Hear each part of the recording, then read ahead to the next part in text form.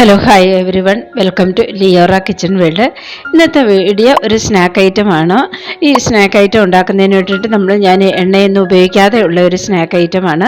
ഇത് നേന്ത്രപ്പഴം വെച്ചാണ്, നേന്ത്രപ്പഴവും കടലപ്പരിപ്പും വെച്ച് ഈസി ആയിട്ട് തയ്യാറാക്കാവുന്ന ഒരു പലഹാരമാണ്. ഇത് നമുക്ക് ഈവനിങ് സ്നാക്ക്, ടീ ടൈം സ്നാക്കായിട്ടോ നമുക്ക് എപ്പം വേണമെങ്കിലും കഴിക്കാൻ പറ്റിയ ഒരു റെസിപ്പിയാണ്. ഇത് നിങ്ങൾക്ക് ഇഷ്ടപ്പെടുകയാണെങ്കിൽ ലൈക്ക് ചെയ്യാൻ മറക്കരുത്. അതുപോലെ തന്നെ ഈ ചാനൽ ഇതുവരെ സബ്സ്ക്രൈബ് ചെയ്തിട്ടില്ല എന്നുണ്ടെങ്കിൽ ഒന്ന് സബ്സ്ക്രൈബ് ചെയ്ത് അതിൻ്റെ കൂടെ കാണുന്ന ബെല്ലൈക്കൺ കൂടി ഒന്ന് പ്രസ് ചെയ്ത് കൊടുത്തേക്കണേ. ഇനി ഇതെങ്ങനെയാണ് ഉണ്ടാക്കുന്നതെന്ന് നോക്കാം. അതിന് വേണ്ടിയിട്ട് ഞാൻ എടുത്തേക്കുന്ന ഒരു 3/4 കപ്പ് കടലപ്പരിപ്പാണ്. കടലപ്പരിപ്പ് ഒരു 2 മണിക്കൂർ മുമ്പ് നന്നായിട്ട് കഴുകിയതിന് ശേഷം വെള്ളത്തിലിട്ട് കുതിർത്തെടുത്തതാണ്. ആ കുതിർത്തെടുത്ത കടലപ്പരിപ്പ് നമ്മളൊരു കുക്കറിനകത്തിട്ടൊന്ന് വേവിച്ചെടുക്കണം. ഒത്തിരി അങ്ങ് ഉടഞ്ഞു പോകേണ്ട ആവശ്യമില്ല, കറക്റ്റ് ഒരു പാകത്തിൽ വേവിച്ചെടുക്കുക.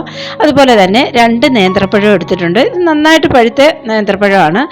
ഇതും ഒന്ന് പുഴുങ്ങിയെടുക്കണം. പുഴുങ്ങിയെടുത്ത് നമുക്ക് തൊലി കളഞ്ഞൊക്കെ എടുക്കാം. ഇപ്പം ഞാൻ ഈ കടലപ്പരിപ്പ് നന്നായിട്ട് വേവിച്ചെടുത്തിട്ടുണ്ട്.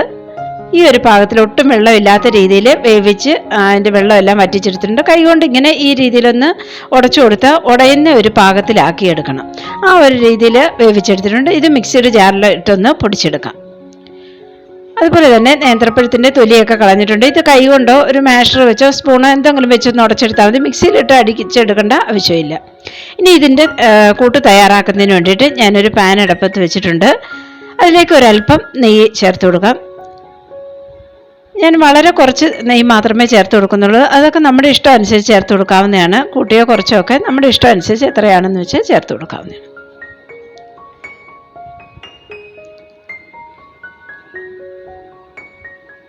നെയ്യ് ഒന്ന് ചൂടായി വരുമ്പോഴത്തേക്ക് ഇതിലേക്ക് ചേർത്ത് കൊടുക്കുന്നത് ഒരല്പം കിസ്മിസാണ്, ഉണക്കമുന്തിരി. ഇതിൻ്റെ കൂടെ നട്ട്സ് വേണ്ടുന്നവർക്ക് നട്ട്സ് ചേർത്ത് കൊടുക്കാം. അതൊക്കെ നമ്മുടെ കൈവശമുള്ളതിന് നമ്മുടെ ഇഷ്ടം അനുസരിച്ച് ചേർത്ത് കൊടുക്കാവുന്നതാണ്. ഉണക്കമുന്തിരി ഒന്ന് മൂത്ത് വരണം.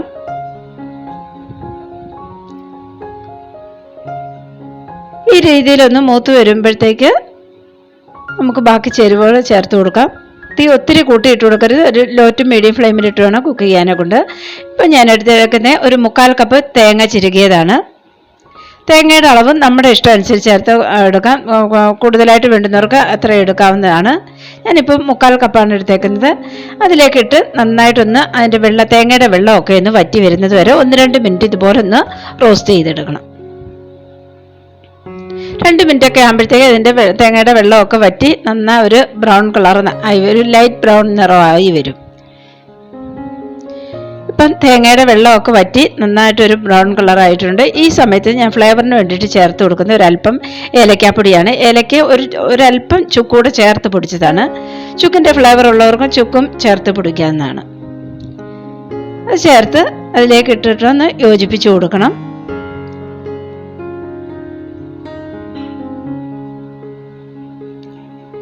ഇനി ഇതിലേക്ക് നമ്മൾ നേരത്തെ പുഴുങ്ങിയെടുത്ത പഴം ഞാൻ സ്പൂൺ കൊണ്ട് മാഷർ വെച്ചൊന്ന് പൊടിച്ചെടുത്തിട്ടുണ്ട്, ഒന്ന് ഉടച്ചെടുത്തിട്ടുണ്ട്.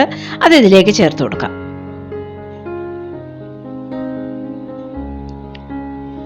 ചേർത്ത് കൊടുത്തതിന് ശേഷം ആ കൂട്ടുമായിട്ട് നന്നായിട്ടൊന്ന് മിക്സ് ചെയ്തെടുക്കണം.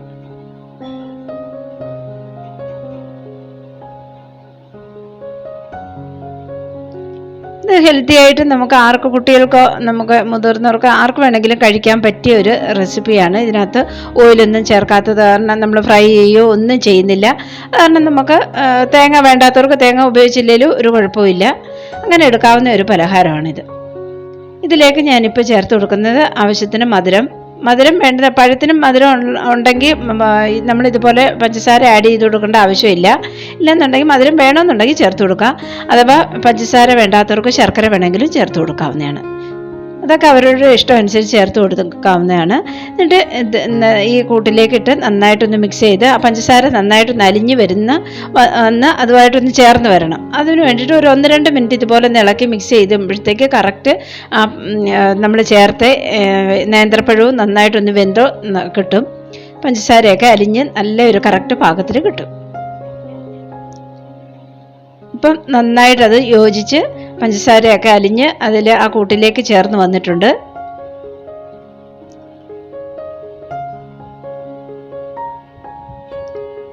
ഇനി ഈ സമയത്ത് നമുക്ക് ചേർത്ത് കൊടുക്കുന്നത് നേരത്തെ വേവിച്ച് വെച്ചിരുന്ന കടലപ്പരിപ്പ് പൊടിച്ചെടുത്തതാണ്. മിക്സിയിലൊന്ന് പൊടിച്ചെടുത്തിട്ട്, ഒത്തിരി പേസ്റ്റായിട്ട് പൊടിയേണ്ട ആവശ്യമൊന്നുമില്ല, ഒരു കരുകരുപ്പായിട്ട് പൊടിച്ചെടുത്താലും മതിയാകും. അതുകൂടി ഇതിലേക്ക് ചേർത്ത് നന്നായിട്ട് ഇളക്കി യോജിപ്പിക്കാം.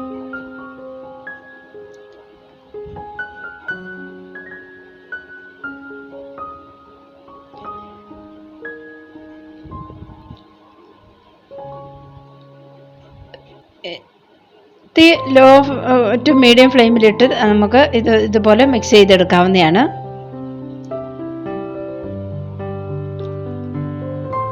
ഇനി മിക്സ് ചെയ്ത് കൊടുത്തതിന് ശേഷം നമുക്ക് മധുരമൊക്കെ ആവശ്യമാണെന്ന് നോക്കാം. ഞാനിപ്പോൾ നോക്കിയപ്പോൾ ഒരല്പം മധുരക്കുറവ് തോന്നിയ കാരണം ഞാനൊരല്പം പഞ്ചസാര കൂടി ചേർക്കുന്നുണ്ട്. മധുരം ആദ്യമേ ഞാൻ പറഞ്ഞതുപോലെ മധുരത്തിൻ്റെ കണക്കൊക്കെ അവരവരുടെ ഇഷ്ടമാണ്. വേണമെങ്കിൽ ചേർക്കാം, അല്ലെങ്കിൽ ചേർത്ത് കൊടുത്തില്ലെങ്കിലും കുഴപ്പമില്ല. അതൊക്കെ അവരവരുടെ ഇഷ്ടം അനുസരിച്ച് ചേർത്ത് കൊടുക്കാവുന്നതാണ്.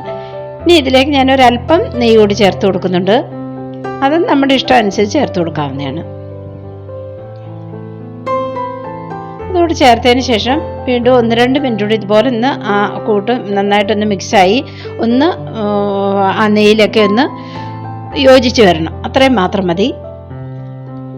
ഇപ്പം നമ്മുടെ കൂട്ട് തയ്യാറായി വന്നിട്ടുണ്ട്. നന്നായിട്ടത് യോജിച്ച് വന്നിട്ടുണ്ട്. ഇത്രയും മതിയാകും. ഇതിന് നമുക്ക് സ്റ്റവ് ഓഫ് ചെയ്ത് തണുക്കാനായിട്ട് മാറ്റി വെക്കാം. അതിന് വേണ്ടിയിട്ട് ഞാനിപ്പോൾ ഈ ചൂട് പാനിൽ നിന്ന് മാറ്റി ഒരു പ്ലേറ്റിലേക്ക് ട്രാൻസ്ഫർ ചെയ്യുവാണ്. ട്രാൻസ്ഫർ ചെയ്തതിന് ശേഷം ഒരു 5 മിനിറ്റൊക്കെ വെക്കുമ്പോഴത്തേക്ക് നന്നായിട്ട് അതൊന്ന് തണുത്ത് കിട്ടും. അതുവരെ നമുക്ക് വെയിറ്റ് ചെയ്യാം. ഇപ്പം ഒരു ചെറു ചൂടിൽ വന്നിട്ടുണ്ട്. നമുക്ക് കൈകൊണ്ട് ഉരുട്ടി പിടിക്കാവുന്ന ഒരു പാകത്തിൽ വന്നിട്ടുണ്ട്. ആ സമയത്ത് നമുക്കിതുപോലെ നമുക്ക് എത്രത്തോളം ബോളിന് വലിപ്പം വേണോ അതിനനുസരിച്ച് ഉരുട്ടിയെടുക്കാവുന്നതാണ്. അതുപോലെ ഉരുട്ടി പ്ലേറ്റിലേക്ക് മാറ്റി കൊടുക്കാം. ഈസി ആയിട്ട് തയ്യാറാക്കാവുന്ന ഒരു പലഹാരം. അതുപോലെ തന്നെ നെയ്യോ അധികം ഓയിലോ ഒന്നും ചേർക്കാതെ നമുക്ക് തയ്യാറാക്കി എടുക്കാൻ പറ്റുന്ന, അതുപോലെ നമുക്ക് ടീ ടൈം സ്നാക്കായിട്ടോ നമുക്ക് എപ്പം വേണമെങ്കിലും കുട്ടികൾക്കൊക്കെ ഉണ്ടാക്കി വെച്ചിരുന്ന് കൊടുക്കാൻ പറ്റിയ ഒരു റെസിപ്പിയാണ്. നിങ്ങൾക്ക് ഇഷ്ടമായെങ്കിൽ ലൈക്ക് ചെയ്യാനും, അതുപോലെ തന്നെ ഇതുവരെ ചാനൽ സബ്സ്ക്രൈബ് ചെയ്തിട്ടില്ല എന്നുണ്ടെങ്കിൽ ഒന്ന് സബ്സ്ക്രൈബ് ചെയ്ത് കൊടുത്തേക്കുക. എന്തെങ്കിലും നിർദ്ദേശങ്ങളോ അഭിപ്രായങ്ങളോ ഉണ്ടെങ്കിൽ അത് കമൻറ്റ് ബോക്സിലൂടെ നോട്ട് ചെയ്യാവുന്നതാണ്. ലിയോറ കിച്ചൺ വേൾഡിൻ്റെ വീഡിയോകളൊക്കെ കണ്ട് സപ്പോർട്ട് ചെയ്യണേ. Thank you for watching.